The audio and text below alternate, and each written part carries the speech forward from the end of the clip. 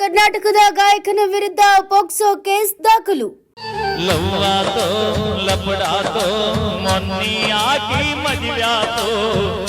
ಜನಪದ ಗಾಯಕ ಮ್ಯೂಸಿಕ್ ಮೈಲಾರಿ ವಿರುದ್ಧ ಪೋಕ್ಸೋ ಕೇಸ್.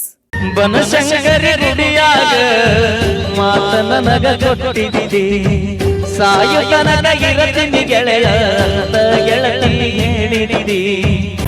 ಕಾರ್ಯಕ್ರಮಕ್ಕೆ ನೃತ್ಯ ಮಾಡಲು ಕರೆದುಕೊಂಡು ಹೋಗಿ ಅಪ್ರಾಪ್ತೆ ಮೇಲೆ ಲೈಂಗಿಕ ದೌರ್ಜನ್ಯ ಆರೋಪ.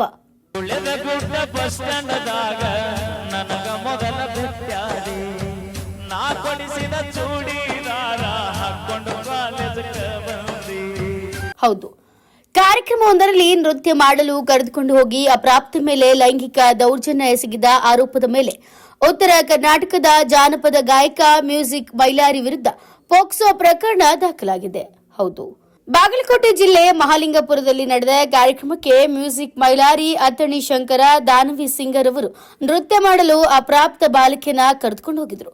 ಕಾರ್ಯಕ್ರಮ ಮುಗಿದ ನಂತರ ಲಾಡ್ಜ್ನಲ್ಲಿ ಉಳಿದುಕೊಂಡಿದ್ರು.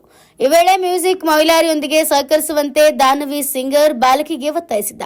ತಿರಸ್ಕರಿಸಿದಾಗ ಬಾಲಕಿ ಮೇಲೆ ಅಥಣಿ ಶಂಕರ ಹಲ್ಲೆ ಮಾಡಿದ್ದು ಮ್ಯೂಸಿಕ್ ಮೈಲಾರಿ ಲೈಂಗಿಕ ದೌರ್ಜನ್ಯ ಎಸಗಿದ್ದಾನೆ ಎಂದು ದೂರನ್ನು ನೀಡಲಾಗಿದೆ.